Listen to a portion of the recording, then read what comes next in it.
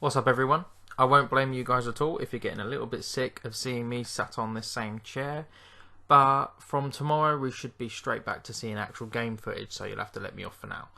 Now then, what we're going to do tonight, the last video before the patch actually drops, is I already spoke about my own character in detail. I spoke about Claudio because his changes really stood out to me, and I also, on the first day when I had no time, quickly spoke about some of the nerfs that really stood out to me.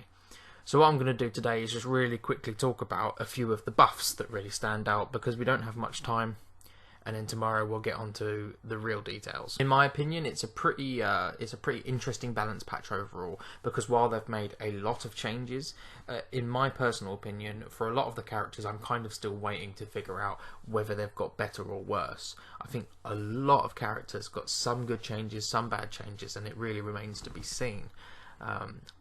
For instance, right, a lot of people are saying that Jack has got a lot worse, and he probably has. I think even if the damage wasn't too much of a big deal, losing tracking on his forward 1 definitely changes the way he plays neutral a bit. But if I read right, and his 1-1 is natural, then even with the nerf damage on the jackhammer, his 1-1 is going to be a pretty amazing 13 frame block punisher, which is something he really lacks right now. Anyway, I'm getting sidetracked, but my opinion is a lot of these characters I'm still trying to figure out whether they're better or worse. However, there are some characters who clearly have gone one way or the other, right? So some of the characters who seem to have clearly been nerfed, even if it hasn't been drastic, is Devil Jin, Dragunov, Paul, Jack, Kazumi, Katarina, which is a weird one, and some of the characters that are definitely getting better that we're going to get onto now. Claudio, I've already made a video on. Asuka, Law, Nina, King. Yeah, there are some like really big buffs to some of these characters, so that's what we're going to get into now. In my opinion, Asuka is absolutely a contender for the most improved character for Season 2. If you want to watch a video that goes into these changes in much more detail, I'd go and watch Fergus's video. He uploaded it to his YouTube channel. Much better Asuka player than me, if you didn't know that, and he also goes over things in detail, whereas I'm just going to cover the really kind of crazy stuff, right? So, Asuka's forward 3, which is already a really, really good move, right? If you don't know what move this is, it's a long range, safe, mid, knockdown and wall splat. Homing. If I didn't mention homing, it's homing, right? Now, nothing else changes as far as I'm aware, apart from the fact that it now screws on counter hit and on mid-air hit. So, basically, you've taken a move like Josie's forward 4 or King's forward 1, right?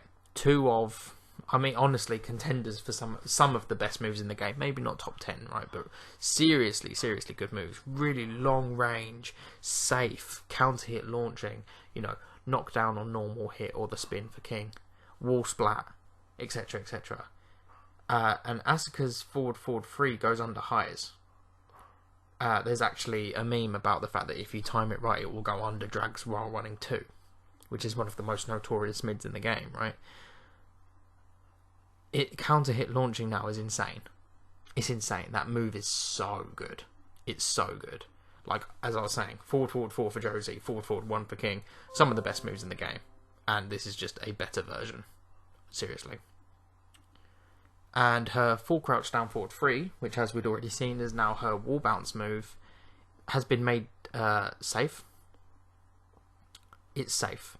It's safe, and obviously a wall bounce is basically just, if you look at it this way, a wall bounce is a situational launcher, right? From certain places on screen, it's going to give you a combo, which is, you know, depending on range, it's probably going to come close to the kind of, like a wall-less combo damage, but you're in a better situation at the end, because as long as you don't seriously mess up the combo, you've got wall positioning. So it's a situational launcher. And it's safe. So, Asuka's full crouch mix-up is terrifying. Right? It's totally terrifying now. She didn't really have the mid, a really, really good mid, that was low risk, that she could use to make her full crouch mix up that scary. And now she really does, especially from some positions on the stage. The trade-off for it getting buffed damage, being made safe, as well as this being like much scarier on hit is that it no longer high crushes and it has slightly less tracking. So obviously, hugely worth it for Asuka, the trade-off. That move's really good. She also has other stuff like her while standing 1 is now 14 frames. You know, one of the things about Asuka has kind of like weird spotty block punishment where some things are good, like her 2-3 and her while standing 2-1, but then she misses out on weird things like not having a good 10 frame block punish, having the worst by far 10 frame block punish in the game, not being able to launch at 15 frames and stuff like that. She still can't, but now her while standing 1, you know, the mini combo she gets from her while standing 1-4 is, you know, it's a big damage punish still, and now it can hit a lot of these 14 frame moves. So Paul's quarter circle forward 3, Raven's down back 4, Jack's while standing 2-1, Lucky Chloe's full crouch down forward 2. You know, some of these moves, it's going to be matchup dependent, but you're going to get a hugely rewarding 14 frame punish compared to what you could before.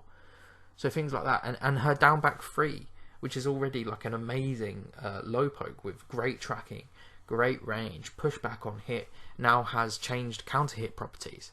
So, you know, it could be a counter hit knockdown, it could be a counter hit launcher, but it's almost certainly a buff, because I don't really think it has counter hit properties right now, right?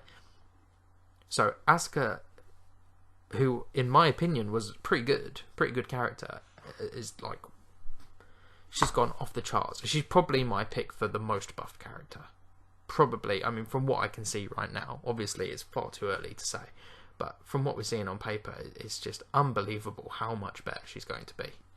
If you remember, I really wasn't sure about how wall bounce was going to work when we first saw it and when we first started seeing the moves that were going to wall bounce, because so many of them were just punishable mids, right? And it's kind of strange because they've done what I thought they might do, where they made a lot of them slightly safer. Leo's now being -14 rather than -17, for instance. And some of the ones that were safe before have stayed safe, like Feng's down forward 2-2. Stop complaining, Feng players, because that's ridiculous. Yeah, so Nina's forward 1+2 was a -14 move. Now it's a wall bounce, and it's let me double check. It's -5. And they're further away on block. Why? Nina's really good. Nina's really good already. Why does her forward 1+2 now need to be -5 as a wall bounce move? -5 with pushback. So she can just move afterwards. She can just backdash, sidestep, do whatever. And potentially she just got a launcher off of that. When you think about a wall bounce as a situational launcher, which is how I'm thinking about it, it really does make a lot more sense for them to be punishable. It kind of makes sense now that a lot of them were just going to be punishable moves, because you're only really going to use wall bounce moves when you're close enough to get a wall bounce. And they have quite a lot of range for the wall bounce from what we've seen. But that's the only time you're going to use them. So when you're using them, they're launchers. They're going to give you a combo. -5. -5 with pushback. Anyway, also they've changed her while standing 1+2. They've mixed they've basically moved the damage values around so that the move itself, when used as a block punisher, for instance, is going to do the exact same amount of damage, but it's front loaded onto the while standing 1. What this means is that if you're a Nina player that has your execution down and you can do the instant butterfly combos, they're going to do a lot more damage. You're going to get more damage for each while standing 1. So, I mean, honestly, I don't mind changes like that. Higher execution, higher execution barrier technique should give higher reward and all of that. That's why I don't understand. I mean, from my understanding, they've basically made Shaheen's down 3 slightly better for people that aren't doing the cancel, and worse for the people that are doing the cancel, which makes no sense to me whatsoever. Anyway, those are just a couple of Nina's big changes, right? Here's one that probably isn't quite flashy enough to get all of the attention, but is absolutely massive. Law's down forward 1, the hitbox has been increased, and the opponent is closer on hit. That's huge. That's huge. Any character with a generic style down forward 1 wants that, right? You know, because basically the only weakness of a down forward 1 is getting it stepped in certain situations. You know, you have your frames, you want to set up an uninterruptible down forward 1. Well, they can't interrupt it, but in a lot of cases they'll be able to step it one way or the other if they know how to step your down forward 1. You know, in a lot of situations they're still going to be able to step it if they go the right way. So increasing the hitbox can only help with that, and being closer on hit, you give Law plus frames when he's right in your face, it's party time, you know. For Law in particular, that is amazing. And his sidestep 3+4, we saw this in the trailer, right? We saw his sidestep 3+4 launch, and you kind of assume at that point, okay, you know, it doesn't do the most damage, they're going to make it more punishable, right? So it got a huge damage buff. And it's -12. It's a normal hit launcher. It's mid. It's evasive. It comes off of a sidestep. It's -12. Let me just throw out this like a sidestepping launcher. And it's -12, and it does a lot of damage by itself.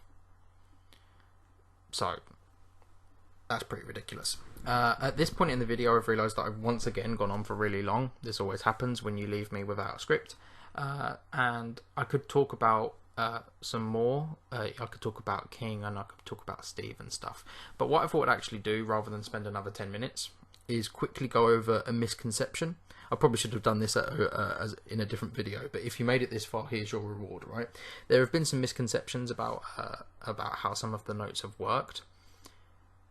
Basically, if a string is noted down, the notes are going to be about the last hit of the string that's there. That's why sometimes you see the first hit, and then you see the second hit, and then you see the third hit. There's notes on all of them. The notes are always on the final hit of the string, right? So basically, the two big misconceptions that I've noticed personally there's been an amazing amount of people saying that Shaheen's Magic 4 is now 13 frames. It's not. I mean, I can be wrong, but I'm pretty sure that it's not. I'm pretty sure it's still 11 frames, and that basically the 4-1, the 1 comes out a couple of frames, 2 frames slower, which is going to basically just make it easier to duck, or however that ends up working. Maybe it's not an 11 frame punisher anymore. Maybe when you throw out 4-1 and the 4-1 gets a normal hit, you're not going to get the reward that you get there. So it's worse, but it's not a 13 frame Magic 4. His Magic 4 is still 11 frames as far as I know. The other place where where I've seen, and this got me at first as well, is Josie's while standing 2-1, where it says 1 frame slower. I think she still has her 13 frame while standing launcher. I think the second hit is just 1 frame slower for whatever reason, however that shapes up. I think her while standing 2 is still 13 frames. So I just wanted to quickly mention that misconception that I've seen, and hopefully that clears things up. And maybe if you want to go back over the notes and check some things that you were confused about the first time, you can do that. Anyway, I'm going to go. I tried to get that out of the way as quick as I could. I'm going to go now, so I'll see you all tomorrow when the balance patch drops, right? Like, comment and subscribe if you want to see all of the work that I'm going to do on all of that. I'll see you all soon.